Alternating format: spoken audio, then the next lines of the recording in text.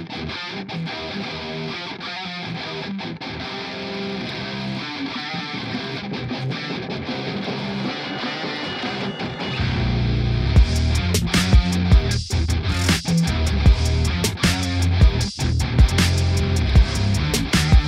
Pick Podcast, Picks and Perspective with Chris Johnson. Episode number 23 was an ultimate human being, one of my favorites, Mr. Paul Masvidal of Cynic and Death. We talk yoga, mindfulness, meditation, and music. You should check out his music on the Players Pick Podcast playlist on Spotify. Yeah, it's making me think the Delrin 71, right? That's the one I think, because you got a regular shape, right? Like, yeah. Yeah. So is the one of the ones that I gave you? The Delrin, it was the Delrin 71, 571 with the grip. You said something, it was like Hendrix's pick or some shit, you know? Hendrix's pick? Like, or something related to Hendrix or whatever. And I'm actually been a Jazz 3 guy forever, right? Yeah, yeah. And I just recently started to experiment. And one, of course, was playing a lot of acoustic guitar. I was like, it just sounds differently, a more different gauge pick and a bigger pick. And so that's what I've been using, was this more of a medium to lighter gauge for the acoustic stuff. Mm-hmm. Just because the strings are thicker too, and it's just a different feel. And I'm even thinking about adapting again on guitar, because although I've been playing the Cynic stuff and using a Jazz 3, it's like a part of me is like, you know what, man, I'm realizing I can switch this. Yeah. You know, I'm not a lifer Jazz 3 dude. You know what I mean? There's other ways around this. You know? Well, what the interesting one of the things I'm interested in is like where did you start with picks? Like I mean, and do you remember? Oh yeah, well it was the first couple picks you got or anything from like when definitely you first like Fender light gauge or something, and then probably like I remember the valued pick was the Tortex, right? Mm-hmm. Those and then that era of like getting into the metal stuff and with Chuck and all that, it was like the green and the purple. Yeah, I think I remember seeing Chuck playing green Tortex standards. Yeah, that was the pick back then, you know. And you got into the purples too. And the purples too, which were a little heavier, I think. Yeah, they're right? they're 1.14s. Yeah. So the green's 88, so it's a bit of, there's a blue one in between that's a 1.0. Yeah. Yeah.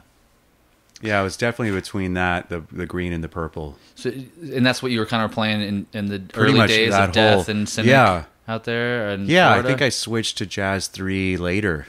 It was probably like, I can't remember when I went to Jazz 3, because I liked them. I liked smaller picks back then, but it seems like the 90s was definitely the bigger thing, and then at some point I kind of adapted to the smaller.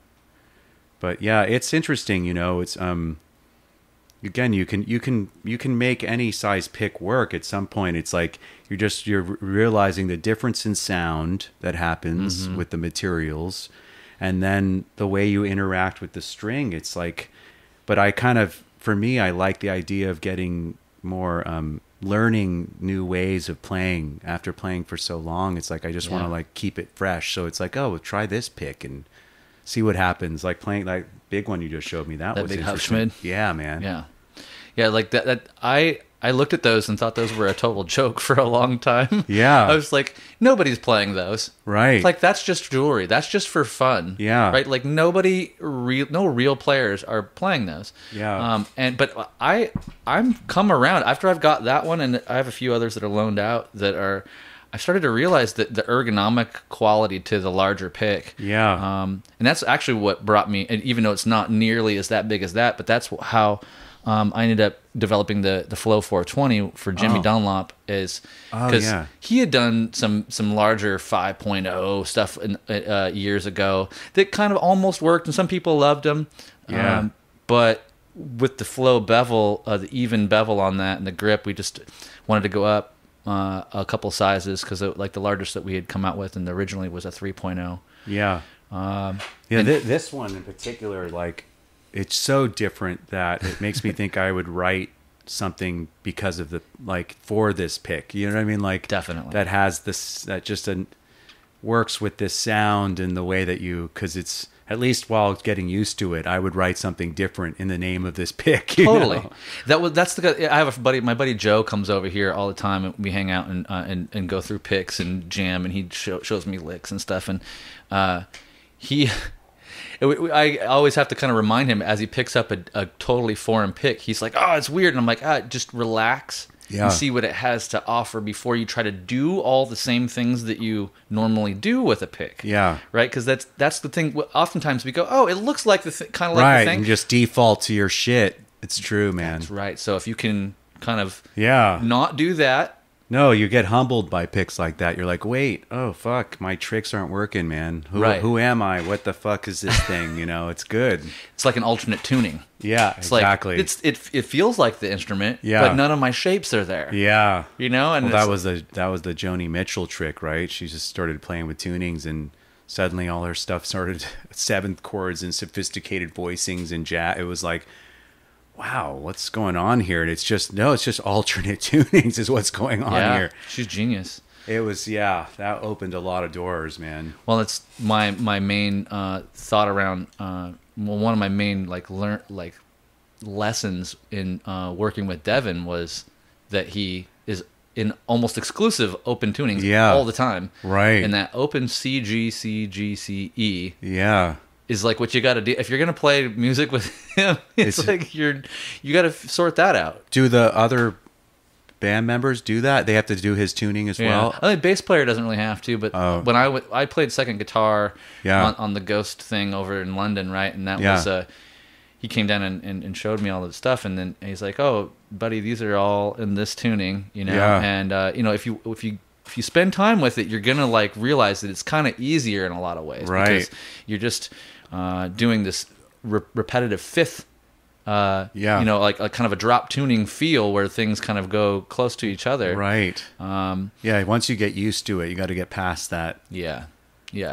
Which I have, and it actually helped because that whole thing was on acoustic guitar, and so I put both of my acoustic guitars in that tuning, and every time I pick up acoustic guitar, that's what I just started to identify acoustic guitar with this kind of alternate world. Oh, that's cool. In which, so I still love it, and I've actually had to unfortunately tune up my guitars for everybody that's come up here to visit. Like, do you have a guitar that's in a normal tuning? And I'm like, oh man, I got drop C, I've got drop A over here. This one's a normal, but I don't want you to touch that one. Like, touch that one over there.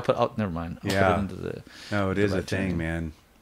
Yeah, I remember when I first like met you, you were on the red jazz.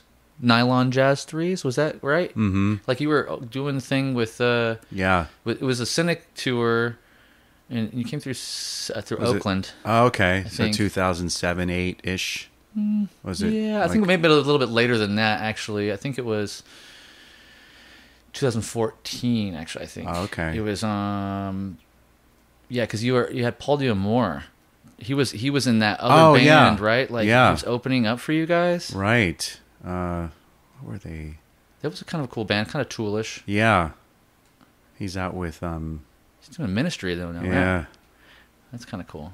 What were they called? Now it was an interesting name, but that was a cool tour. Yeah, that was actually it was I guess a retraced moment or something, I think. It was post that even. Is it after Retraced? Yeah. 2014, that's when Kindly Bent came out. Yeah, it was that. Yeah. It was Kindly Bent. That's what it was. Because I have the shirt still from that show. Yeah. They actually cut the sleeves off and I wear it to yoga all the really? time. Yeah. Everybody's like, what is that shirt? Kindly Bent to Free Us? I'm like, it's my friend's band. It's awesome. You should That's check it cool. out. They're like, well, is it pop? Is it something I'm like, well, no. It's a little different, but yeah, it's pretty different. Read the lyrics. You're a yogi. You'll probably like it. Yeah. If he was hip, I borrowed that title from Longchenpa. Had a book, kind of got into these Diamond Sutra, intense advanced yogic practices, and one of the books was called Kindly Bent to Ease Us. Oh, and I like it's that. just always liked that title. Yeah. What made you choose the name Cynic for the band? Was there a... My mother, when I was a kid, my mom had one of those old Merriam-Webster fucking thick-ass dictionaries in the house. Uh-huh. Like, and I would just always look at the dictionary, just get fascinated with words and language. And I just remember we had other projects pre-Cynic. Probably the first band was called Crypha, which was like apocrypha, kind of, but just taking Crypha. It was like just playing with language. And then another band called Seaweed. And then I think just trying to, I just remember seeing Cynic in the dictionary.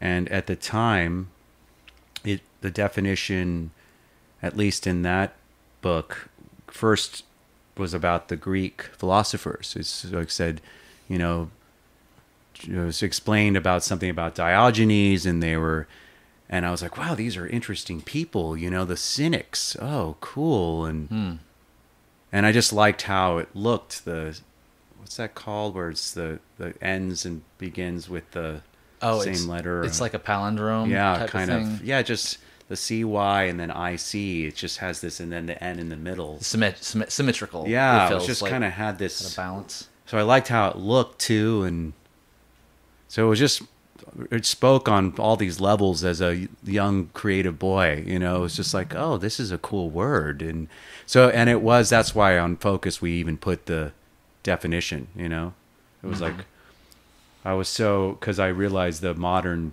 version Cynic has a negative connotation, which is unfortunate, but people are like, he's being a cynic and he's a cynical person, and it's like, well, that's too bad, because the origins of Cynic is like where that whole thing comes in is somebody being, it's like somehow related to pessimism and negativity, right? But it really was, the origins of that word is Diogenes, one of the main proponent of Greek philosophy, walked around with a lantern in broad daylight in ancient Greece, and people, like, the story goes that they'd be like, why are you carrying a damn lantern? It's fucking hot as shit and sunny out here.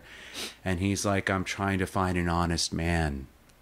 Oh. So he was questioning people's authenticity. It was like they were trying to get to the truth of the matter. They were fucking yogis, man. They were like, we're going to live like homeless people and show that happiness is not based on the external world. It's all internal, that it's an inside job to be truly happy. And so I thought that was really profound stuff. I mean, it is profound stuff. It is, yeah. But it kind of got turned into this word that questions people's truth, questions people's authenticity, and that becomes somebody who's negative, who's not not trusting, not believing in the, but being cynical.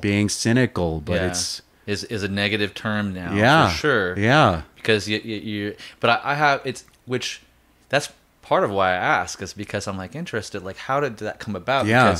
Because the modern connotation is that, but I always assumed that it had some quest for a truth on some level there. Like it's like a being curious about, like I'm being inquisitive, being curious, right? Yeah, more than like what we have now with this negative connotation. Yeah. There's like the snarky kind of view of a cynic too, a snarky intellectual kind of person who's just questioning people's motives. That's one of the modern definitions, right? Somebody who doubts people's motives. But there's a wisdom component, and really they are kind of the yogis of ancient Greece, and that's why we put that definition in the first record, because I was way more interested in the origins of this name. There was even some piece I did for some Greek mag or something where I got into the whole Greek original meaning, the breakdown of all that. But it is interesting how words inform a culture and change over time, and all these new words now in this age we're in, and it really is a thing. But like yeet? What? Like yeet? What's yeet? I'm not even sure what it is. I think it means like hell yeah. Oh, really? Like, Okay. Yeet. Like, or just like the terminology like kids today. It's lit. All these different, right. all these. It comes from Yeah. It's funny. I mean, we had, I like, even as a kid, I realized with my own friends, we all had our own ways of using language, and we were very much into abbreviations. Sure. It was like abbreviating things to make sentences. And I'm realizing now the only difference is, because this has been going on probably since the beginning of time, is that because of how information spreads, the internet, it's like, these words become more normalized and pop culture-y like in an instant because they're suddenly on the internet. It's they turn into hashtags overnight, right? Exactly. Yeah. That's funny that you bring that up too, because in my yoga class this morning, really great instructor, great teacher, but like I find it funny that Sanskrit names of the poses are supposed to be kind of like it's supposed to evoke something if you use the language correctly, right? It's supposed to be kind of sacred, right? Oh yeah, right. So the syllable, how the syllables work, and so if you study it just right and you say it right and you kind of like embody the hearing of the way those things are supposed to like have an effect on the practice. The bijas, the seed sounds. Yes. Yeah, that's proper chanting. That's proper Sanskrit. Yeah. Totally. But there's so many yogi teachers that like kind of abbreviate. Yeah. Now like a little, instead of even just finishing asana like Kundinasana, it's Kundinyasana. Yeah. Or Ukatasana instead of Ukatasana, right? Yeah. And I find that I've seen that they've cut them off a little bit. Yeah. I mean, I'm fine with it personally. Yeah. I don't have like a rail against it or anything. Yeah. But I find it funny that even in the place where we're supposed to be treating something so sacred, right? And because it's supposed to be an integral part to the practice and how we meditate and blah blah blah. Yeah. These things that we even find like we just feel like, hey, like let's make Sanskrit cool. Yeah. Like there was a whole, I think what do you say? So that was the posture. It was you go from dolphin, plank into a Pinchamayurasana. Oh yeah. Right. So it's like, but he was like Pincharasana.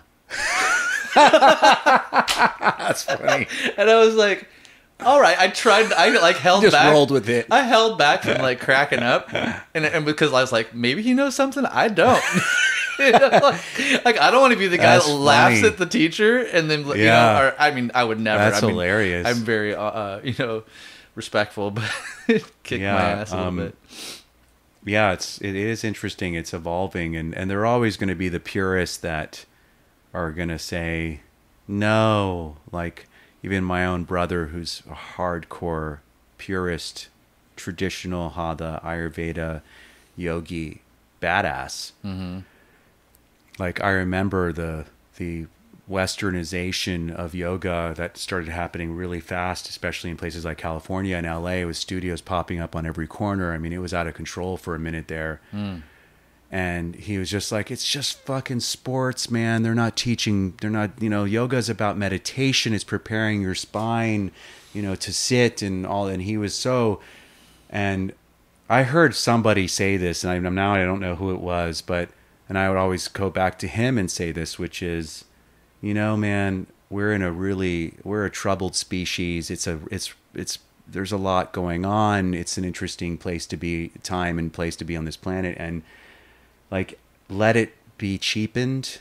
Whatever format yoga needs to enter a society, there's always going to be that layer underneath, even though on the surface they need to come in as a sports thing and people get in and out. They're getting benefit on some level in the same way that the hippies in the 60s were like, peace is the peace signs being cheapened. It's like, let it be cheapened.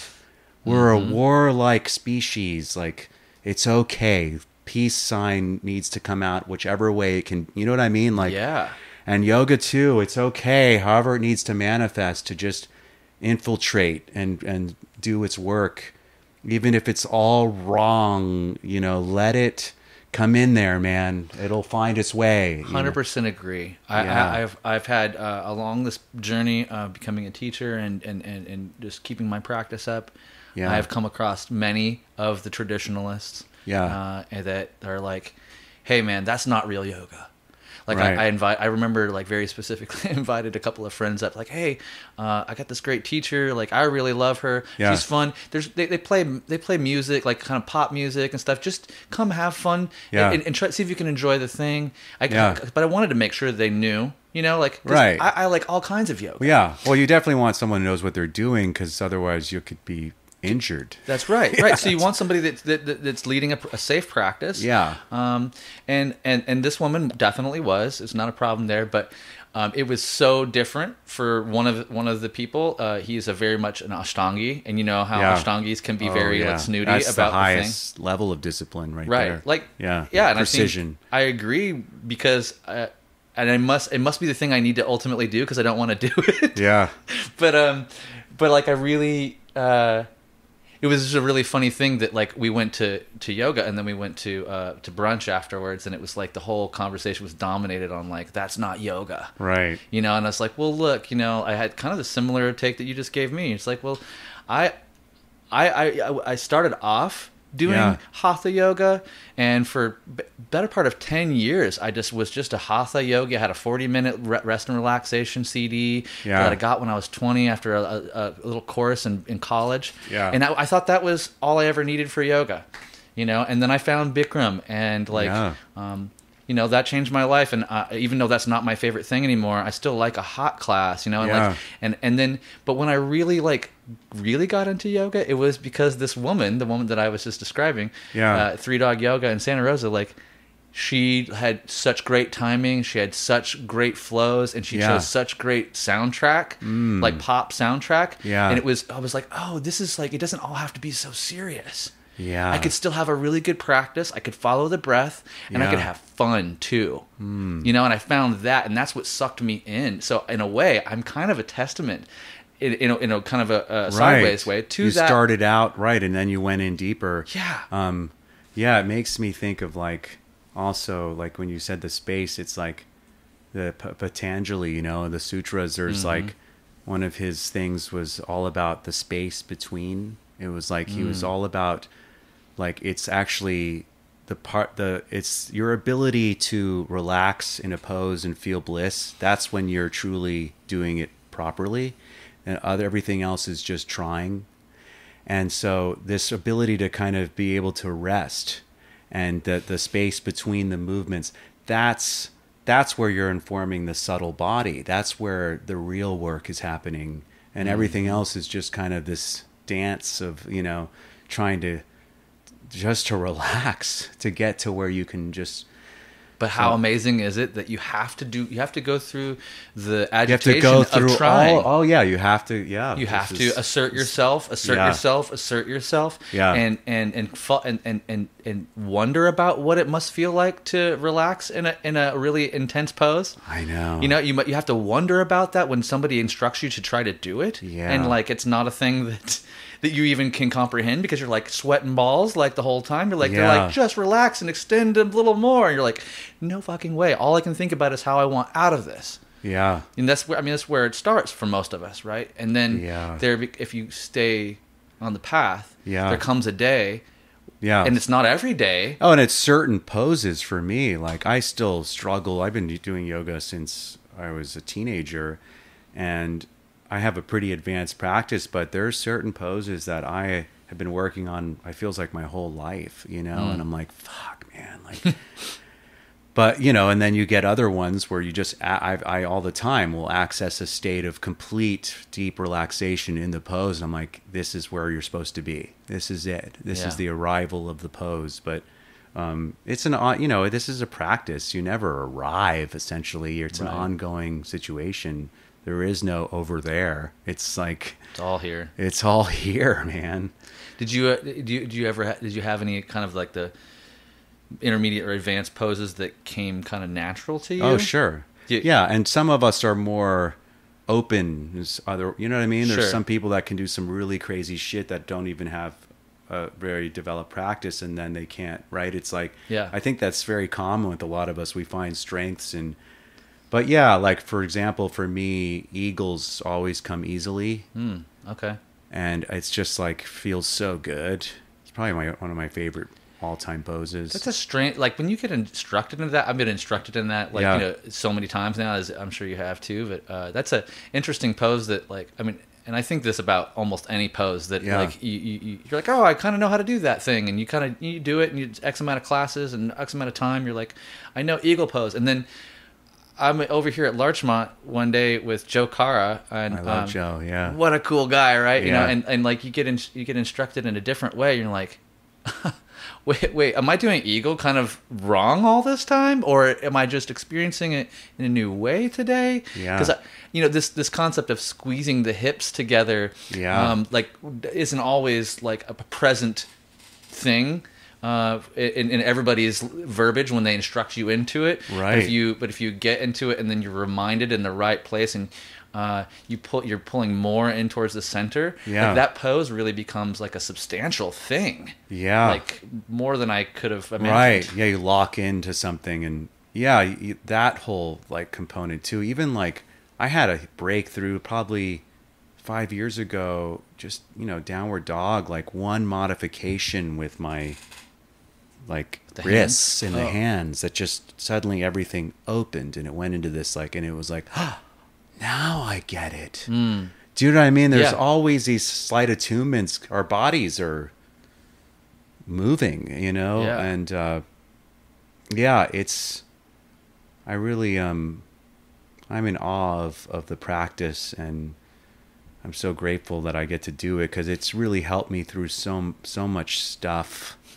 So much psychological stuff. I worked through like trauma and end of relationships and things not going my way, and like letting go of things and trying to, it's just to drop down into the body and get out of the mind is such a beautiful thing, because ultimately if you're preparing for meditation, you got to get right back in there, right? But the yoga brings you in, you drop down. It's so beautiful. It's one of the greatest gifts that, I mean, I can't even, like I told you earlier, I almost can't even imagine my life. Yeah. I don't want to think about my life without it. Yeah. And we're talking hatha right now, because that's just the physical postures. There's all these branches, obviously, right? I mean, right. All the koshas, the limbs, all the different levels of body awareness. Yeah. And that was something that to find an ancient system that has been studying it for thousands of years, and by all means, it's not a perfect regimented thing, because it's been handed down, and so there's all these different variations around the thing. But the fact that we're still kind of pointing at the same things all these thousands of years later, says something, doesn't it? Yeah, it does say something, and I think that it is a primarily physical practice now in Western world, because we need it. Yeah. Like we know, like we're obese as a nation, right? Or all these different aspects of, like, we've got junk food galore, and like we've got all these things to make us apathetic. Like all these things kind of trying to dumb us down. To tune out too. So there's an element going back to, like, it doesn't bother me that if somebody comes to yoga and just wants to work out and count calories, like, come and do that. Get on the floor and just, like, if you don't understand or hear, if all of it washes over you, like the ohms and the Lokasamasta Suki no Bhavantu doesn't make any sense to you, it's okay. It's okay. Show up. Yeah, just show up. Yeah, because it does get you. It does permeate you on another level eventually. It's like teaching us self-care, which is kind of the natural way of intuition and who we are as people, to just be like, to take care of ourselves, to listen, you know what I mean? To show up for yourself. What a profound thing, to just show up for yourself completely. And yoga does that. It makes me think, like, versus like a theistic view, like in terms of religious views that get into this, like, something outside of yourself is somehow responsible for your happiness. Something outside of yourself is somehow going to change your life. It's like, that's not really how I don't think that's how it works. If you start externalizing your happiness, you're kind of doomed. you're going to be you're going to be let down at some point. Yeah. It really is an inside job, and yoga is all about that, just slowing down and showing up for yourself and being in your body and listening to your intuition. You got to listen to your body. If it doesn't feel right, don't push. Things like, it's so much intelligence. There's so many layers of metaphor in a yogic practice. It's profound. You just said it right there. I like learning the wisdom of resting, like learning when to back off. Like when that's to back off. Like somebody, I don't know who told me, but they said, you can always go to child's pose, aka warrior 4. And I thought, oh, that's an interesting thing to call a resting pose, a warrior, because it's you have to be at such a high level, so to speak, to know have the how wisdom, to take that, how to use the resting point. To not push past the thing. It's not, you don't win anything by trying to stick to all the moves and then like fainting or hurting yourself or overextending. No, I've been in classes where I just was like in Shavasana the whole time, and I was like, this is the most important thing I could be doing right now. Same. To just be in the presence of this room and to rest. I need to do this. I don't need to, so there's so many, and they say that's the most important pose too, right? Where you're just letting it all come together at the end. It's just to kind of let your body kind of heal. And some of my favorite classes have been and have woken me up as a teacher to pass it on to other students is that my favorite way of seeing or experiencing a yoga class is a microcosm of life. Like especially if you get to like start in a child's pose or like a fetal position, and then and you slowly warm up and you raise up into walking into standing poses, right? And then you're advancing to the balancing poses, past the warrior into balancing, and then there's a gradual come down, right? And then death, like shavasana, like corpse pose, right? And how profound that can be to experience this microcosmic rebirth. If you're guided correctly and you can leave a lot of your labels at the door, pick them up. I've never heard that, but that's really beautiful. Oh, really? Yeah, just like how it's a little, because you start small, you expand, you open, and then you lie down. Yeah. And it's like preparation for the great unknown, right? And I think that I've always kind of liked the concept of like when we get still, and we allow for greater space and silence, that the universe can kind of whisper its sweet nothings to us, like there's that element, and somebody else described it as when you get still and you get this silent, you have a chance at seeing your original face before this birth. Oh yeah. And I was like, whoa, I really love that. Yeah. Because it's like the Japanese koan, right? In the sense that like you're not gonna solve it. Yeah. You're not, like you may have visions, you may have things that occur. Yeah. But it's pushing you into the contemplation of vast emptiness, vast space, vast stillness. Well, having a true sense of humility about what's going on here, and to think we got a hold of this thing, And it makes me think of Jeff Foster, that one non-dual guy teacher who's really cool actually, and he's been redefining this word, which I think is the actual origins, coming back to words of redefining depression as deep rest.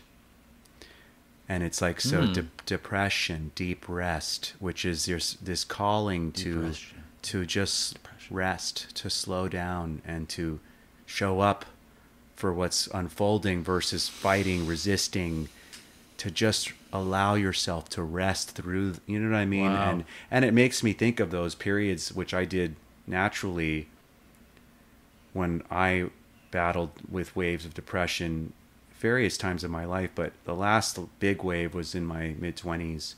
It really hasn't come back at that level, but I remember like spending a week or two like in bed. Like I couldn't move, I was barely eating. and I was just in a state of catatonic deep rest. I couldn't face the world, although everything was just closing in. And it really is one of those things where everything was saying, just slow down. It's okay. Be gentle with just go into a state of deep rest. There's nothing to figure out. That's like a very Buddhist-y slogan. Don't try to figure things out, which I love that. It's like, oh, I'm not supposed to figure this out. It actually doesn't make any sense, and it seems all wrong, and it's okay. Just hang out there.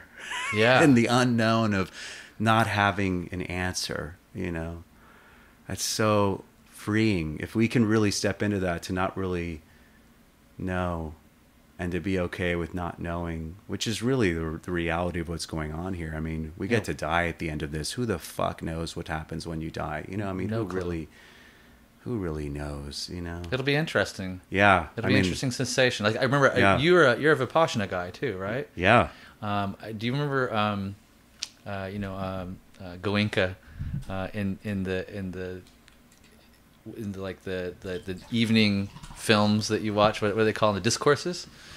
I remember very distinctly him talking like joyfully. He was like, the meditator, when you just experience after a while, it's sensation, right? Because that's how we get to ultimately become still for an hour or two at a time in meditation, is that we stop passionately labeling things, and we dispassionately just say, it's sensation. My knee's pulsing right now. Yeah.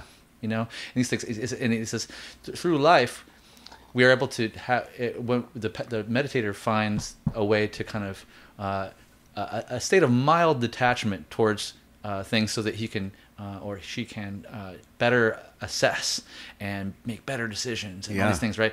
And at the time of death, he'll be like, sensation. It's right. Interesting sensation, right? Yeah. Like, versus resisting, and I see that in the way you described this depression, and how you have to, how it's like a sickness, right? It's like you get sick, you get physically sick, and you have to stay home. Like, you have to stay in bed. Yeah. And then and a lot of us, including myself, oftentimes not that great of a sick person. Right. Okay, because my mind isn't exactly what it needs to be be the kind person that I want to be. Right. So I'm not necessarily I'm out of whack. I mean, I need to take time. It's a forced stay home type of thing, A lot of illness is that. I mean, all illness is essentially that. Right. And so this depression aspect of you saying that it's deep rest. Yeah. This is profound for me in the moment to hear you say it, because I just explained to you before we got on here that how I've just recently went through something that with this relationship, and it was really, really, I haven't felt that deeply immobile in a while. And but also during it, trying to be objective and seeing what is in this for me. I don't know, but I'm gonna hang on to see what's on the other side of it. Mm-hmm. And coming out of it, I feel like I've had some deep rest. There was a big clearing out, big cleansing through the process of grasping at something again, grasping at big life things, and then watching them.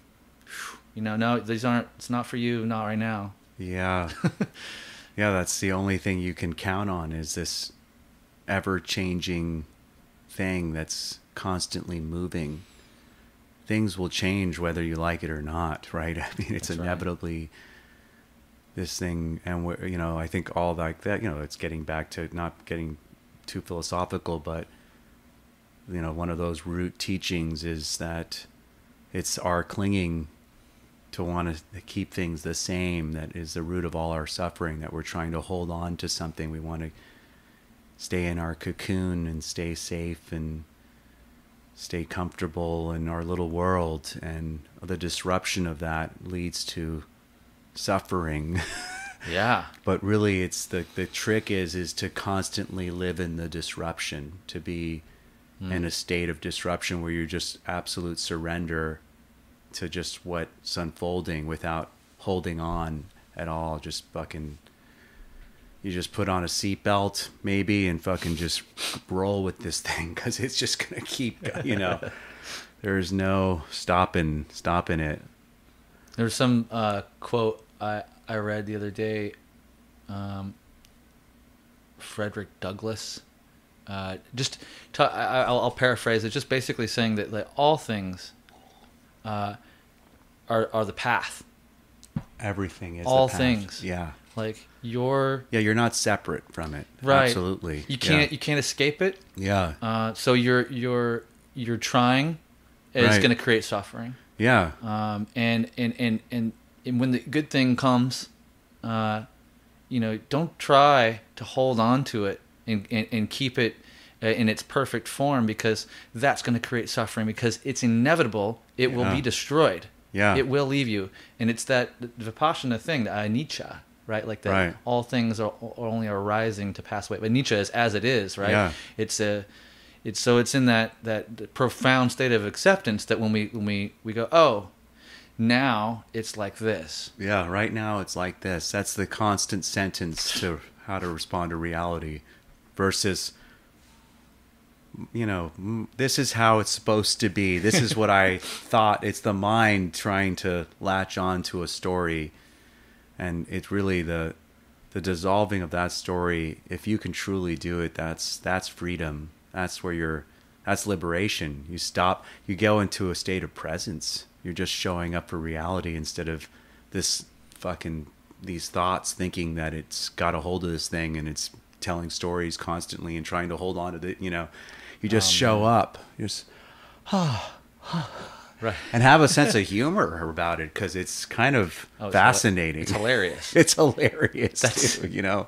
Thankfully, that was one of the funniest things. That's just the ongoing thing that I find. It's recurring to remember that humor is a part of this. Yeah. Like that humor, and if it wasn't meant to be, why is it also fucking funny? Yeah.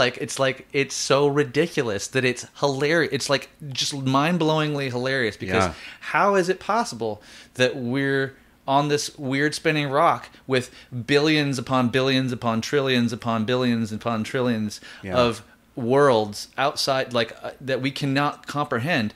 That in itself, hilarious. It's hilarious. I find that hilarious. Yeah, we get the self-importance that we kind of bring it all down to, and it is funny how we get so precious about our stories. And there's something beautiful about the human experience that, not to disregard it, but it makes me think of those stories. Like, there was a book called 3 Pillars of Zen that I read a long time ago, and it's Suzuki Roshi, that famous Zen guy who had all these Westerners go to these monasteries in Japan. This was I can't remember what year it was, maybe the 70s or something, but and there was teachers and all kinds of regular folk going there just trying to fucking wake up. And it was the first time that I got the whole thing about a lot of these people that go through those doors of enlightenment. One of the first ones that you go through is the cosmic joke kind of awakening, where you just start laughing hysterically because you see how seriously you've been taking everything and how caught up in this, and you see through the illusory nature of mind, that it's been fucking putting you on this, this trip where everything seems so real and feels so real, and it is to a degree, but there's this holographic simulation thing going on that you penetrate if you sit long enough. I mean, some medicines do that too, like DMT and ayahuasca. It'll hurl you into that awareness. The problem with those is that it'll give you a glimpse, but you're not truly you haven't practiced to get there. You're just using a medicine for a quick dib and shortcut to access that state, but you still come back to your neuroses inevitably, I think that in some ways they're helpful because they can show you that there is a thing. Yeah, you can reference it, and then you need to integrate and work with it. You have to do your work. Yeah, I have a friend who's a therapist in town who was asking me, because of knowing my history, he was like, I have a patient who's using ayahuasca constantly, Whoa. As a regular thing, microdosing and full dosing weekly, because they just believe that's his true state of mind. He's just addicted to that state of awareness that the medicine And he was just like, he was like, trying to understand. I was like, I think that he probably should figure out how to get there without the medicine. But I get what he's doing. He's just so addicted to, but then there's these opposing views, like my own brother, who will say, you're fucking blowing out chakras and shit. If you're jumping into those states, a lot of people's nervous systems aren't ready for that shit. It's Right. like, you gotta do some inner work to get to those states of consciousness. Otherwise, there's been a lot of a lot of people. So I'm not a proponent of either or. It really is individual, but there's a lot of views to that environment, right? I think anytime someone overuses something, even something like ayahuasca or a hallucinogen that's not technically like super addictive, but like it's a mental like hook that we get, and then we want to experience it again and again. I think that should be called into question, and I mean, even with weed, man, weed is like the perfect example that there's so many, it's a sacred herb, it's a sacred plant, it's medicinal, not only medicinal, it's also recreational, right? Yeah. Like we've figured that part of it out, but to overuse it recreationally, and to depend on that state for like to feel better or to feel regular, whatever is a bit of a cause for like, hey, maybe do some some yoga, some breath work, find another outlet. As people go through, I've had friends that have gone through those phases of like their mother passed away and they got put on antidepressants for a few cycles because if they felt everything that deeply at the time of the situation, they would have been completely immobilized and not been able to carry on with a very intense period of their career. Things like that, where you're using medication to work through something because the timing feels off. And it's such a complex argument, right? Because it's like, wait, the timing's perfect. It's exactly when it was. Why are you shouldn't be medicating. But then there's I even think of Lahiri Mahashai. He was Yogananda's guru's guru. Okay. And one of his old quotes was something like, the medications of your time are the product of the science and minds of your time. They're to be used. And they're part of the intelligence of your species. Obviously, there's exploitative aspects to them, not to get further down that rabbit hole, but you think about how fucked up pharma is and all that. But he was trying to say that, in the way that we use herbs, we prescribe herbs, all that stuff, it's like there's intelligent ways to interact with these things. And the idea is that you're not making it your holy grail and kind of living by it in order to stay sane. But I don't blame anybody if we're doing the best we can. And I genuinely believe that everyone is most of the time, that people are just wherever they are, they're meeting reality. And I know what it's like to just be in hell and not want to interact to need to do things differently in order to function properly, and to not function at all. Sometimes you just don't, so it's like you can't judge, that's the thing.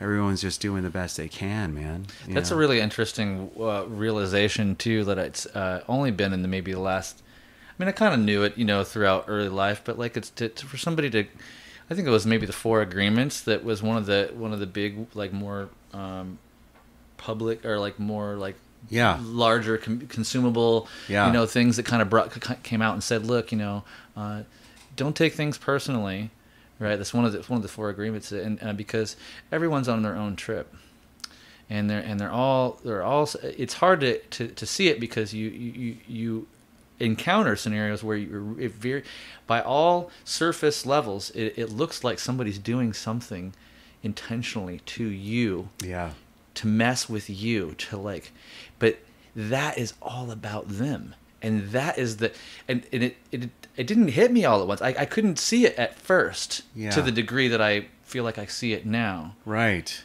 But because of their pain, because of their anguish, because of their trauma, they're acting out on you, and it's not about you. Right. It's not. I mean, there may be a sliver here or there that you guys share that is a communal thing. Right. I don't think that that's not a thing. Yeah. But wow, you know, like if I'm lashing out at you, Paul, like it's I'm in pain to begin with. Yeah, it takes so much like to hear, you know, when I'm hearing you say that, and of course because I get that, but it takes this tremendous compassion and foresight to be able to meet somebody who seemingly is consciously taking their aggression out on you, consciously pointing, calculated. Oh yeah. And to displace that, whoa, that's like ninja motherfucking badassness of the highest level. Highest level. Because because really that is what's going on. It really has nothing to do with you, but sometimes it can seem so pointed and so directed, but ultimately it's true. But that ability to do that, especially in the moment, you know. I'm not always great at that. Yeah, well, this is the practice. Like, it really is it's true. That is the best. I mean, that's the route of self-care too, to just not personalize and not check out, to see what's going on. And, you know, it makes me think of Tong Lin practice. You know, Tong Lin, it's like a Buddhist practice that, you know, a very practical way to practice is that every time you hear an ambulance in cities like LA, you hear them all the time. Mm-hmm. You inhale, you know, you imagine, you visualize almost like a tar-like black substance. And that's essentially someone else's pain, and you're inhaling it. So you're inhaling their pain, and then you're blowing out light. So you're actually using your own body as a vehicle for transformation. And what you're doing when you hear that ambulance is the person that it's going to who's suffering. So it's like that ambulance is on its way to somebody who's in a worse place than me right now, much worse, really. And to just take in their suffering for a minute and just blow out some, just use your own body to absorb some of that, because we're all connected collectively, that stuff, you know. Like someone asked one of those teachers, like, what if I get sick if I'm trying to help alleviate my friend's illness? And the teacher's answer was like, well, then it's working. Oh, then you're doing it right. So this is like that would change the world, you know what I mean? Like that kind of practice, because then you're just getting out of your own bullshit 24/7. It's like mind blowing. Yeah. Like the way I hear, I mean, is this like connected to like the Bodhisattva style? Like, is it is it a Buddhist practice, Tong Lin? Tonglen. Oh, okay. And Tong Lin, it's definitely like, if you know, for most people who have more advanced meditation practices in certain traditions, Tong Lin is part of your everyday practice. Like, you think of somebody in your life who's suffering, or you think of the suffering of others, or even you can think way beyond your own circle. The idea, it's like a compassion practice ultimately. It's a metta prayer type. Yeah, it's deep compassion practice, but it's beautiful. Whenever I heard that story about the ambulance, it was like such a beautiful way to get out of, you know, an opportunity to just think of others and realize, fuck, somebody's in a bad place right now. That's where that thing's going to. Yeah. And to just take in some of their suffering and release it, you know. I mean, it's you know, you hear about interesting stories about people in car accidents, traumatic car accidents, that somebody was in a deep prayer or some kind of thought and they were able to see them or feel their energy and heard, you know, like telepathically picked up there's incredible stories. Like a remote viewing type of feeling. Yeah. It's pretty fascinating. It's all that stuff. It's about this collective, you know, non-dual reality that we live in, really the quantum physics nature of thoughts and our experiences. You know, we think we're solid and we think it's working on that level, you know. That's what that stuff is. I love that the ambulance thing. My teacher, my Ayurveda teacher, Deanna Batdorf up in Sebastopol, while we were in class and while we were learning from her for this like 10-month Ayurvedic course, so life changing. But I loved that anytime there was any, like especially a siren, she would stop and be like Hari Om, and we would just like all send love prayer to. So it's a similar practice. Yeah. And I had heard Robert Thurman talk about. And maybe he was talking about Tonglen, but it was in association with the Bodhisattva type of kind of vow to like rid the world of suffering and to keep coming back. And that's the vow, is that you're willing to keep coming back until everybody wakes up, right? So it's obviously believing in a reincarnational view, or just as a ball of energy that doesn't die, whatever form that takes. It could be on other planets, but your willingness to keep showing up for other, which is you. All essentially, it's all, you know what I mean? That's the the thing. It's, you think it is you. You're showing up for yourself. It's so beautiful. Actually, it's like a trick. It's like a strange. It's like this whole existence is like a strange trick. Yeah. To like place your focus on all these things. And oftentimes we as we mature we end up putting focus on each other and and closer to ourselves. Yeah. And as you described, like if I put my focus on and outside of myself to think about this other scenario, that it's in that belief system or in that way of seeing the world, that point of view, that we're actually just working on ourselves through working on others. And I experience it. Just today on the walk to the class, like I'm a fan of like when I have my headphones on and I'm cruising, I'm walking. Yeah. Like I love I'll turn the volume down low so I can hear people, still hear the music. But I like to say hello to people that don't. I mean, especially in LA, it's so easy to like take people off guard. I'm like, hey, hello. Yeah. Hey, good morning. Hey, what's going on? And they're just like. I had like 5 people today that just totally like gave me the gnarly look, like, why are you talking to me, bro? Yeah. And I was like, anyway, I'm gonna keep moving, like on my way to yoga class. It's a good day, it's nice out, and I'm like happy to be alive. And then you see the other people that are just like, hello. Yeah. Good. It is a good morning. I'm like, yeah, it sure is, Yeah. and just those little exchanges about how like when we get outside of our own little sphere for just little moments at a time, acknowledge somebody, let them acknowledge you, that it's a bit self-serving. It's a strange thing I find myself like, I'm like, wow, I'm doing a good thing for myself and it feels good. And I'm like, hopefully they like it too. Hopefully, like it's a good thing for them. Totally. No, it's funny because I used to make it so, with all the volunteer working with terminally ill people, it was like, my root instinct was to be of service, but I remember a moment there feeling self-important, like I actually was helping people and this and that, and I realized, wow, this is actually really selfish, because what's rooted in this is my own interest in being near death, because I'm so scared of it that I wanted to be close to it. And I'm like, it's like you're getting close to people that are right at the edge in order to deal with your own fear, right? Now ultimately, when you put yourself in those rooms, it's impossible to be selfish. If you really are doing the work properly, you can't, because they're right there, so it's just, it wakes you up. So it's got this twist to it, and it makes me think about, there are people inherently always thinking of others to a fault. Like I have a childhood girlfriend who, it's so hard to get her to talk about herself, and I'm like trying to dig in there, and she just always finds a way to turn it around. And I realized that she actually likes to just have that. That's how she wants to talk about that's the way she engages.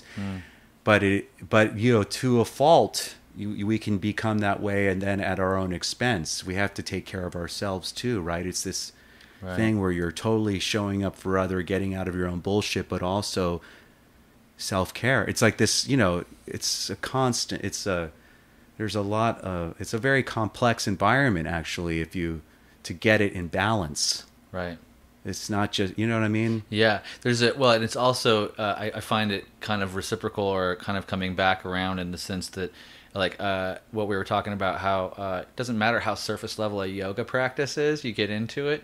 And, if somebody is unfortunately, to a fault, always thinking about other people and always trying to do good or try to like, I got people pleasing. People I've pleasing. had that. Yeah, Me too. Yeah, My mom was mostly single through, and went through a lot of relationships, and I felt like kind of responsible for her emotional well-being at times, and so like there's a part of me that wants to just be liked. I just want to be loved, and I just like, whatever you need, can I get it for you? Right. Like because I want to feel the affection, I want to feel like a glow from other people, and so I can completely understand that kind of overdoing it to that extent. I have a handful of friends and family members that do it too, but and it's definitely on one level, you could say psychologically or psychoanalytically, it's a distraction from dealing with oneself or from looking within. Yeah. And some of it is that. I mean, we all have our own way of distracting and trying to kind of get away from our experience a little bit. Mm-hmm.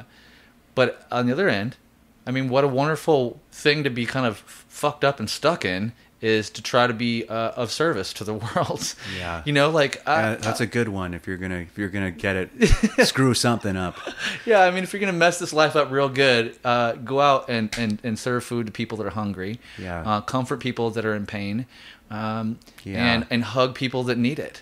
Which is basically all of us, So I know. And those things are strangely. I hope that those people that, like your friend, I really pray for, and I hope that it comes back around full circle for them at some point in their life. That they don't feel exhausted by it. Yeah, that's the trick because a lot of times if you're over people pleasing and a giver, you just end up fried and burning out, and then you retreat. You'll do these retreats where you just disappear maybe from people and suddenly aren't available because you were so giving for so long. So it's this balance of learning how to take care of ourselves and also take care of each other, really. I mean, it was like, who is it that says that? I am that. What's the author of that? Was like a Tat Tvam Asi, like thou aren't that. Yeah, I'm going blank on his name, but it was like one of those old yogis. He was like, they're like, how do you work with others? And the answer was something like, there is no other. Right. Like we are all one. Yeah, and that is in line with that ninja level realization of that everyone's on their own trip, and I will further the two of those things in just a little bit and say that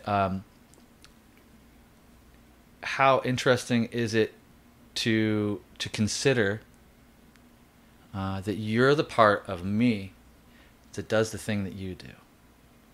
Right. I'm the part of you that does the thing that I do. Yeah. And when I think about that, I get chill. I'm getting goosebumps now because I think about it's a way into, it's like a quick way into compassion for me, like in a way that like, like especially people that I'm at odds with. That's a beautiful way of seeing it. Like they're just an aspect of myself. Mm-hmm. Yeah, when I hear people being really judgmental of others, which happens, it's like I came to that one of those realizations probably on medicine or something where I was like, I'm only able to recognize what I have in me. So if I'm calling that person a fucking asshole and seeing their shadow completely, it's my own stuff that I have, and that maybe I haven't fully and or that I'm at war with or haven't fully embraced. You know what I mean? But you can only recognize what you have in you, right, in others. So it's because that it makes me think of what you're just saying. It's like they're a part of they're an extension of who you are, and it starts to sound very, for people on a very kind of core science level, like, oh, this is sounding new agey, but again, you get into the quantum nature of reality, and this is really the true nature of reality. I mean, we are, like, this isn't really.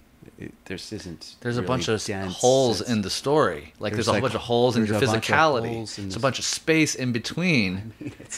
Like it's not solidified in the way that we would like it to Yeah, believe we it is. want to really get a hold of this thing, man. We're trying to get a hold of it, I love how Alan Watts always talks about how look at the society. Look how we've tried to straighten out all the wavy, wiggly, gooey aspects of our reality. You look at our architecture, you look at our language, you look at all these things, and we're always trying to we got a big ironing board, mental ironing board. And so we put it in. That's part of the labeling in the language. And it's flattening, it's straightening it out. It's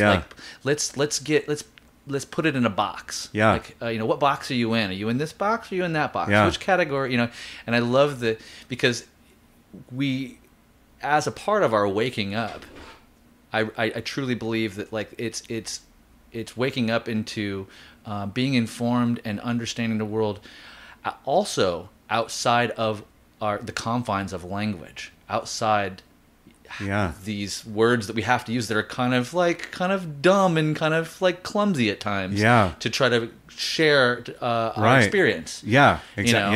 Yeah. There's there is nothing to say. It's just kind of like, I meet you. You know what I mean? You're just in awe of being alive right now in this moment, and there's really not much more that's all there in the moment. And it really, it's true. We're constantly trying to get a hold of the situation, to document, to label, to note. And the reality is it's just moving and changing, and you can't hold on. You can't really hold on at all. This is the great letting go, right? To let go truly is to just relax into the ever-changing, unpredictable nature of reality, and totally surrendering to that. That this is just an ongoing situation that won't settle down, and it's okay. It's okay. This is the gig. What's beautiful about this? We were talking about this earlier. Is that we get to use our own intelligence, our own minds, our own bodies to work with it, and to deal with this, and to heal ourselves. This is a really interesting situation we're in, and oh my God, it's so cool that we actually have an opportunity to work with it. I think that's beautiful. Our own intuition, we can use our own intuition to heal ourselves, to navigate this thing. Yeah, whatever it is. It's really that's the cool part, rather than feeling I went through a moment of that, I was succumbed to a human birth, and my parents brought me into this thing, and how could they do that? And seeing the hell of the world, you know what I mean? Where you're just, but you can kind of get past that and realize, wait, no, this is my gig, and it's my job to kind of overcome that whole thing. There are no victims, to truly take that on. That's another level of ninja. Okay, because Bhagavad Gita, I'm sure you're well versed. Just how Krishna explains to Arjuna on the battlefield, right? He says he's they think that that they slay each other, but all are slain by me, basically. Everyone comes to the great end or whatever, and it's if you don't go out and take care of this now, then it's going to happen regardless. It's going to happen regardless. It's all grist for the mill, so to speak, in that way. But it's true. It's there's definitely people and we've seen it historically. Great talents, they're taken too soon. Jeff Buckley was reclaimed by the cosmos so young. Pulling my heartstrings. Do you know what I mean? It's those kinds of thoughts, but then you go into not arguing with reality and just full acceptance about what's unfolding and holding that, rather than And I'll say I can't. I don't know that Jeff Buckley's story would be as sweet, as kind of as profound, without his loss, without without that contrast. I mean, Yeah. like, part of me says, oh man, I really wish he would have finished that sketches for my drunk wife, or I wishes that he had made 5 or 6 albums since then, and then he's still around, and I wish I had been able to see him live. I wish I would have been able to meet him. It wasn't supposed to happen, all those things, right? Yeah. But that's what keeps there's some mystery left, right? Like, we don't know all the things. Yeah. And I'm thankful for that, man, because I don't want to know all the fucking things. Yeah. I don't want to know them all. It's too busy already. Yeah. I already know too much. Yeah. You know, like, in a way. know. I want to know a certain amount about a certain amount of people and a certain amount of things because I can handle that. Yeah. And I think that, in general, nature knows that. But us trying to iron everything out, we're like, more is better, right? Like, you got to have 24-hour access to everything all the time. Yeah. And that's not serving us in the way we thought it was going to serve us, right? Well, it's another... Like, you know, that DSM manual, man, which I'm not a huge proponent of it, but it is. What's in Western DSM? Psychology. It's like, you know, it's the textbook for mental illness and neuroses that's all been like documented. But a sickening part of the DSM is that homosexuality was in that till like the late 70s, you know what I mean, as some kind of aberration, right? Okay. So it's not that honorable of a thing. It's, again, mind, man, making system. Because the reality is, like, this is just to bring up a quick example of this, is that,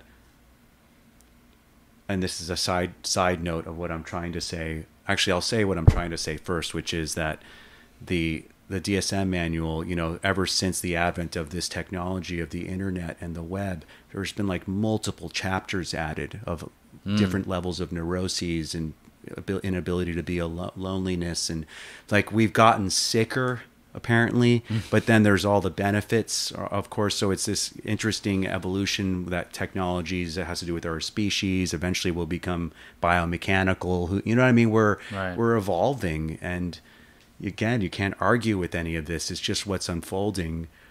But it just makes me think about that, how we can't really, you know, we can't lock it down. It's like, this is, you know, the internet gives us access to all these things, and now we can have this ongoing dialogue with reality, and think it's like it gives us this sense of that we can get a hold of things better, that we understand things because it's all at our disposal.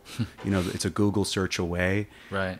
But it's actually, in some ways, if you're paying close attention, it's probably, you know, like destabilizing you more, because you're realizing you can't get it all. You can't, it's just impossible to get all that, you know, and to think that you can know, you know, I mean, it's just, you have to stay in this state of constant humility. And it's funny, I'm losing like where I was going with this, but anyways, it's, it seems like a little bit of a false power thing. Yeah, there's that component to it. But, you know, again, if we become these cyborgs, you know, it's, I mean, I've been hearing this for years, and again, not to get into conspiracy theory, but kids are being chipped. You know what I mean? It's like, totally.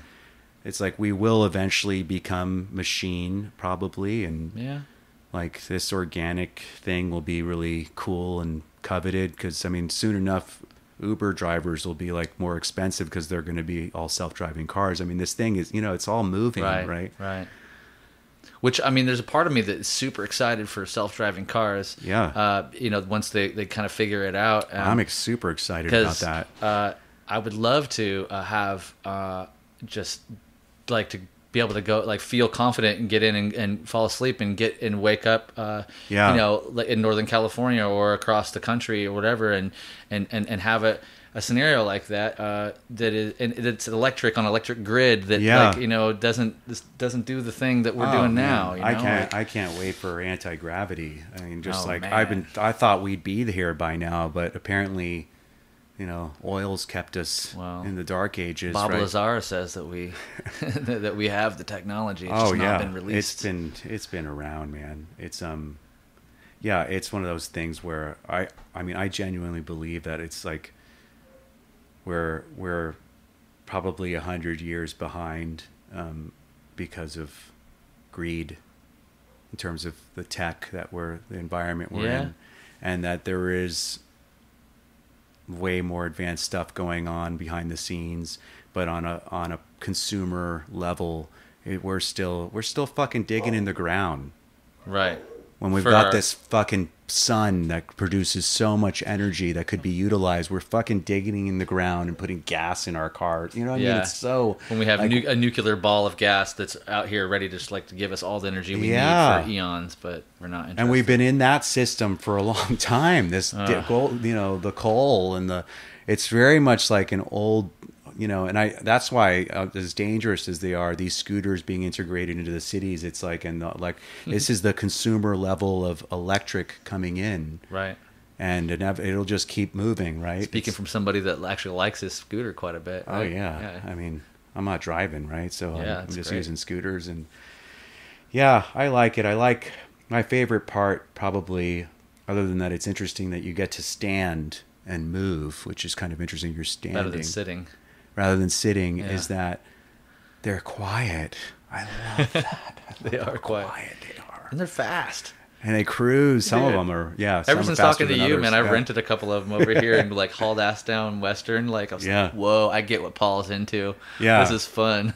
Yeah. You got to be careful on these streets, though. Oh, my God. I mean, there's a buddy of mine, you know, just a month ago, we were riding and he hit, you know, you got to ride them like dirt bikes, and I don't think he had one of those moments where he caught a gash in the road, flipped forward, banged his head. I turned around, he was just splayed out on fucking corner of Wilton and Sunset, or no, Wilcox and Sunset. And I ran up to him. I'm holding his head. He's bleeding. He's gone. He was gone for almost 20 minutes. Oh, my God. And I just said, stay with me, brother. I knew he could hear me, but he was totally gone. Yeah.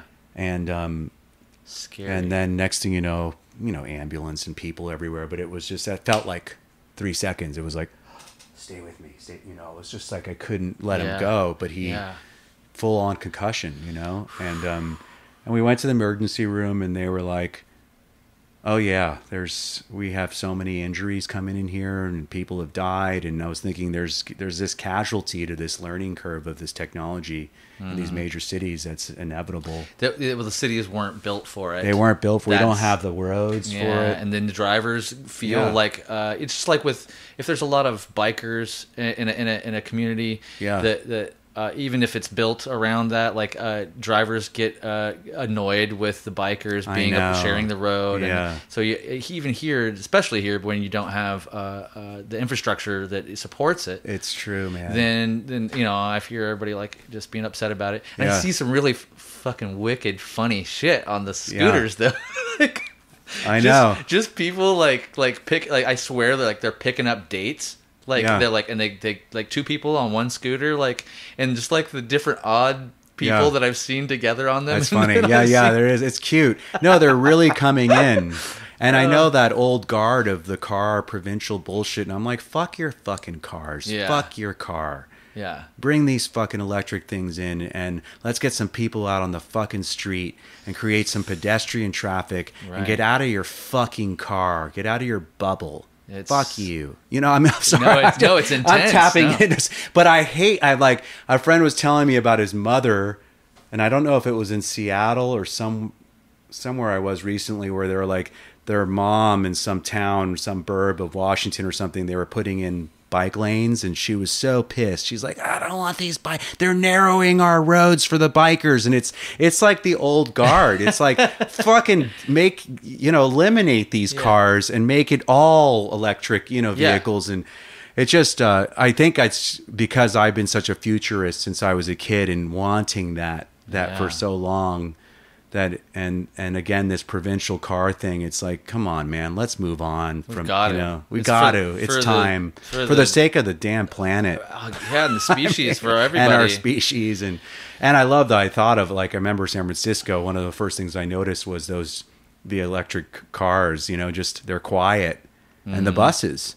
Yeah. And it was like a quieter city because of that. Japan was noticeably quiet as well, but as an auditory sensitive musician, noise affects me. I mean, I connected deeply with Devin about that because I have the noise canceling as well, earbuds. Yeah.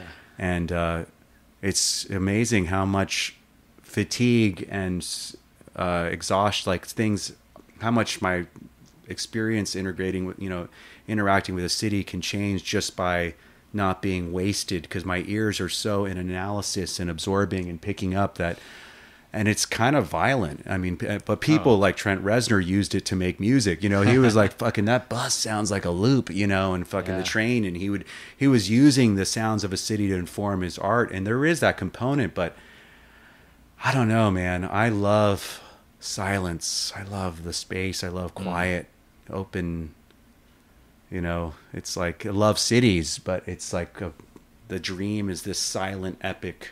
There's this practice I do in meditation called IPF. It's Ideal Parent Figure Training. And one of the things you imagine in that practice is this, beyond visualizing these ideal parent figures, is this city that you grow up in.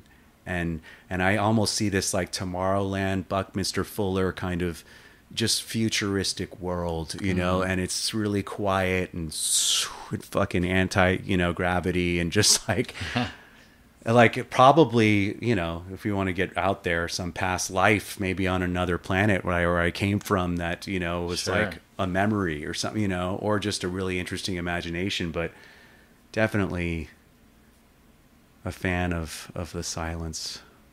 Well, it really shows. I'll segue and say it really shows in the latest record too. This new series of records you have. You have one out right now. It's a trilogy. Yeah, trilogy, and it's so what's the full Mythical Human Vessel. Mythical Human Vessel. So the next one coming is Human. Yeah, which I was very reluctant. I remember saying to Luke, who's doing the vinyl as Sheet Happens, I was like, I can't fucking put out I played on, I was part of a band called Death that made a record called Human. Like, that record is its own thing. Like that, and he was like, first of all, that's so long ago. Like, don't even do that. And secondly, this is part of a. He was like, this is part of a. And I told you, I was trying to keep all three titles in each release and just bold the name of each piece of the trilogy. The same name, essentially. Has the same name, and then I couldn't do that in the digital world because you can't use a font expression to differentiate a release, and I didn't want to do 1, 2, 3s in terms of Mythical Human Vessel 1, 2, and it was like, so I just thought, okay, well, we'll just split them each up, and then it started to make sense, and I was like, oh, that's fine, because really it's all part of that thing, and people will eventually find that out. They're all connected, right? And there's beautiful, you're opening yourself in a vulnerable way and exploring more space and more rawness in this whole body of work. Yeah. So it's just an interesting thing to consider, because that you're explaining to me about how space and how the quiet and how the things are affecting you, and how you dream about your ideal future or ideal city, and how some of your ideal music, which you create and then release, echoes that. Yeah. Right? I mean, I feel like Cynic's even honored that to a degree as a progressive band.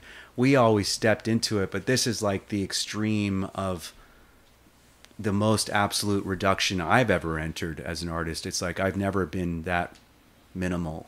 And it takes a lot to, at least I found, to step into not filling in the gaps, to just letting there be a lot of space, to be trusting in just a lyric and a simple melody, and to have nothing else to hide behind. To be so naked that's like, for me, like the most courageous I've ever been creatively, where it's just, you feel so exposed and so vulnerable, and it's like, wait, that's actually the coolest place to be. That's true bravery.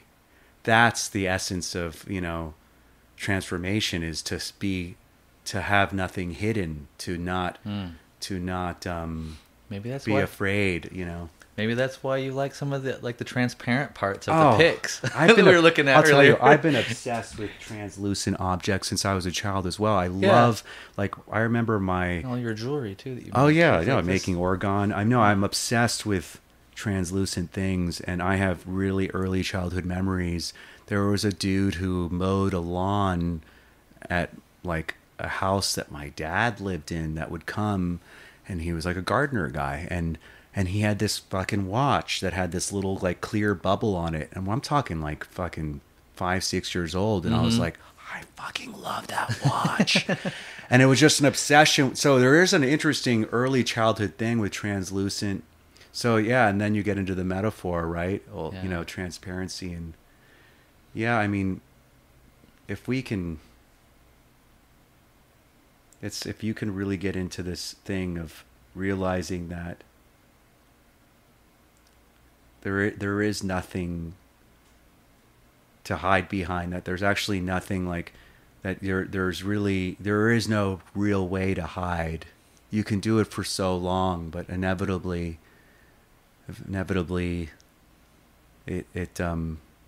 you can't keep doing that trick, it stops working. And I mean, that's, I think, why, especially like we honor, a lot of gay men worship the woman, and they worship strong women. And, like historically in the spiritual culture, they'll say, like, this is a view of sexuality in some ways and how it's formed in like a gay child, like a gay boy, for example, compared to a hetero boy and this is thinking the extreme spectrum to a degree, but like we observe our mothers, a gay boy will observe his mother as somebody who's romancing the father. So you learn from your mom how to romance somebody, as to where a straight boy looks at the dad and goes, that's how you pick up the chicks, so in a weird subconscious way, kids, a lot of young gay boys will grow up thinking women, fucking, and they like powerful women and strong women, and women in general are more, without getting into this gender thing, and because it's a very blurry spectrum, and I mean that on every level. It's but that femininity is more in touch with its own empathy, intuitive nature, open-heartedness, and we societally have made males more the symbol of strength, armor, that's Protection, it's all bullshit, right? And when you start to undo that, you realize like how powerful really the feminine is, how it's the mother, it's this earth, right? It's like it holds all of it. And so that transparency is like, really that maternal, that mother, that kind of ability to hold and to be so vulnerable is true fierceness. It's like, to step into that where you can have the courage to cry and be so raw and open. I mean, it's powerful stuff, man. It's undoing. So much of what we're, like our problems, as we discussed earlier, are mental constructs, right? And it's hard for us to see past what we've been shown. Like I'm a hetero boy that grew up and didn't really have a constant dad around. I mean, I had a stepdad that's around, but like, and I was informed by the men in my life that came out, and they, but thankfully, in a lot of ways, I almost got some of the gay boy experience because I was always with my mom. I was always in support of my mom, and I always thought that she was strong, right? Because she was always the one that, like, despite all the relationship issues, she'd get up, she would go to work, she would support us and do the thing. And in some ways, like, it was always like trying to, for me, it was like being informed by a bunch of guys that were very much hetero and very much like, hey, you got to go do the thing, right? And you got to take care of your mom, even though you're a little kid, right? It was a conflicting group of things to deal with, but these are all mental constructs that are kind of passed on to you, totally, right? And then at some point, like we start to chip away at the stuff, and and if we can get honest and transparent in our own way, in our own life, do some therapy, do some psychedelics, maybe do a lot of yoga, whatever it is, that kind of helps us loosen the way that conditioning has kind of the seeped ways in. of the world that have just informed who we are. And that's the beauty of psychedelics. It blows you wide open, man. It's like, it makes you question all these things that you thought you had a hold of reality, you thought you understood how things worked, and then you just get ripped wide open. I mean, it's a beautiful thing to have everything torn apart like that, you know? Yeah, it's a weird like paradox. It's like nobody wants to be torn apart, but then but you realize that each time you tear your house down and you move to another place, that it's a blessing in disguise, because you get to get rid of all this stuff that you've been holding on to, that you've been baggage you didn't even know existed, that were kind of on your side, out of your vision. You know? I know, yeah. Until you go through it, you don't know. Yeah, you never know what's on the other side of it. Yeah, it's yeah. So this is really, I mean, this is a beautiful one. Yeah, I love that one too. We're looking at a transparent Hufschmid pick. It's huge. It's like 3 or 4 times the size of a regular pick, and probably 6 or 7, 8 mils. So cool. What have you? To kind of wrap things up a little bit, I'm curious. 2 things I want to touch on. What can we expect around the future of Cynic? So Cynic has been quietly working on a record that's still being worked on, and it's taking as long as it needs to take. And I think that's how we've always approached this, versus just making a record because we're supposed to. Right. And it's probably why we have many years between each record. It has to kind of be informed by something really organic versus like paying a bill. Amen. I'm thankful that you're doing it this way, though. Yeah. This is like, I think the fans are... I mean, it hasn't made it easier for us, I'll tell you that. Of course not, no. Yeah. But it's definitely trying to keep its purity. That's really been the kind of root vision for the work. And so I think we'll deliver a record. Well, that's kind of what we're entering now, is delivering it sometime next year. And maybe it'll come out next year, depending on when we deliver it. Mm-hmm. But it's happening. It exists. There's things moving. There's sound molecules. There's songs. It's just... But you're taking your time. Yeah, we just want it to be right, and obviously life is happening around it, where I'm releasing this work, where we have our own personal lives. We work as musicians, so it's we do a lot of things. This isn't the one thing, our one job, which a lot of friends that have pumped out a lot of records, I realize it's their one thing. Their main focus. Yeah. That's great. But there'll be a new record. 2020, man. 2020. 2020, 2021. 2021, maybe. Yeah, something like that. Next couple of years, we're going to see some movement there. For sure. That's cool. Yeah. The other thing that I love asking is, what are you listening to lately? And could you share an artist or a player or two that maybe not a lot of people know about, that we should let them know about? Let's see. I mean, I'm all over the place. I haven't been. It's funny. I'm always. People will go. I'm going on a Brian Eno phase. Mm-hmm. I'm always in a Brian Eno phase. Like, that's not like, I don't come in and out of that. So that's your baseline. That's like baseline. Yeah, I think just because I don't know what it is, but there's something really profound about. He made ambient music truly an art form, and it makes it sound so simple and so easy. And it's not until you actually try and execute that stuff that you realize his genius, and what he did. Mm-hmm. So that's a constant for me. And I also, the non-invasive nature of that work, it's so easy to kind of have it shape an auditory environment, but not affect, like, not demand your attention. It just kind of is always there, like that Music for Airports idea, right? It was just, it's like this, it's the background of life, if you want it to be. That's kind of how that record felt for me. It's like everything can kind of sound like this if you let it, it's so he's been really big for me, obviously, and he kind of re-entered again recently, because there was this reissue of the Apollo record and stuff that he put out because of the Apollo mission anniversary. Okay. And who else have I been listening to? I am excited to hear, this is like an indie band that had a record a while back that I really liked. They're called Whitney, and they have a new album coming out, or just, I know the first single got dropped, and I just really like their songwriting and their vibe. It's almost like, it's hard to put your finger on it, but it reminds me of like the classic, almost, it's hard to, it just sounds classic, but not in a cliche way. Like, Okay. Like it's always existed, and yet it's Somehow new. It's fresh. Yeah. Okay. Whitney.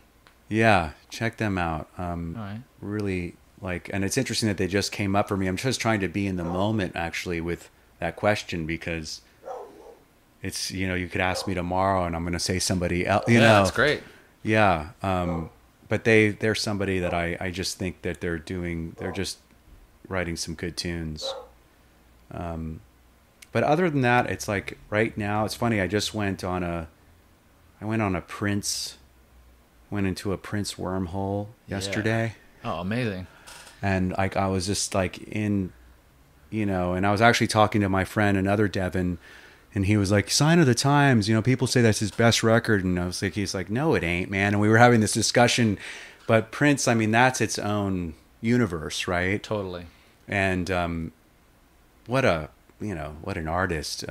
Incredible. It's funny about Prince. I will say that I have a couple of friends that are super into Prince. My buddy Drew is like forever. He's like a producer, and he's a funny dude. You go into his like workspace, and he's got a couple of old iPods always set up, always running. One is full of the entire catalog of D'Angelo.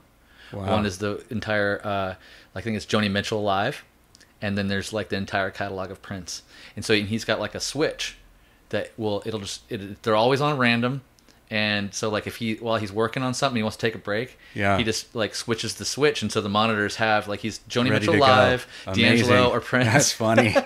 But you know, like in Prince's, you know, I love and respect a lot of his songs, but as I've tried to go back into the catalog, I find like there's a big chunk of it that I just not for me. Right. And I'm like, oh, that's cool. Like he obviously is like very prolific. Yeah. But there was a point where I was kind of painting in the cracks where I was like, oh, it's all really good. Yeah. And then I went back and listened to a bunch. I was like, not all of it to me is good. You know, I like at least a third or maybe half of it. Yeah. You know? Yeah. He was just, I think that's one of his things. He was highly prolific. Right. To like they even say there's a vault or whatever with tons of records that was of material that were worthy of numerous albums that will now get released. That won't get released? That will get released. Oh, they will. And so there'll be like new albums from him. But he was one of those, he was so in the moment with his stuff that he didn't leave any instruction with his. So it's been like a battle of the label and the family, and you know, it's a big mess. That's gonna be tough because he didn't just kind of figure out his legacy, almost like, you know, in that sense. But it was interesting after he passed how when he was alive, you couldn't find anything on YouTube, and he had like people working for him that were scouring and cleaning up pulling any it down, no content. He curated everything, and then after he died, it was just like bam, every interview, every live show was like. But yeah, I think what interests me about him most is his feel, you know, his pocket, and he just had a real thing, an inherent groove that I don't think is teachable, you know, so like deep. Yeah, I agree with and that. Some, you know, it's one of those things where people, I don't know how much he's been covered, but you can take many of his songs and they could be produced as in so many different styles. Although he's known for a very specific thing, he really was, you know, kind of transcended that in his writing. And there's certain, you know, I don't know if has a metal band done a Prince cover. I don't think so, but it could happen. You know what I mean? Yeah, it's that kind somewhere. of material where it could go any which way if you properly, you know, or slow it down and turn it into a shoegazy thing. I mean, like all his work could kind of do that. It's that good.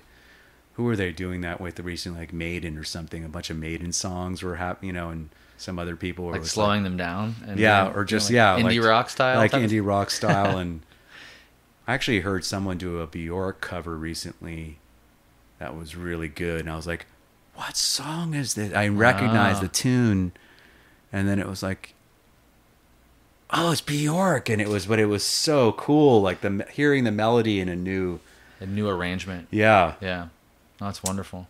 But this is coming out, by the way. The second record from Mythical Human Vessel comes out October 4th, if that's a Thursday. Awesome. I think it's the 4th. Anyway, so that's Early October. Okay. Yeah. This has been awesome, Paul. I think this is probably, I knew this was going to be good, but this is like the longest one for sure. Oh shit. Okay. Yeah, I just want to say thanks, and I mean, Thank you, Chris. I really appreciate you coming and hanging and talking, and yeah. It's always a pleasure to talk to you, but like for us to get to share some of the of our yummy stuff with the fans and friends and stuff like that. It's awesome to be here with you, brother. Cool. Thanks, Paul. Thank you. Players Pick Podcast, Picks and Perspective with Chris Johnson. This episode of Players Pick Podcast brought to you by our good friends at Jim Dunlop Guitar Products, Kiesel Custom Guitars, Mackie Headphones and Mixers. Sound design by Drew of the Drew.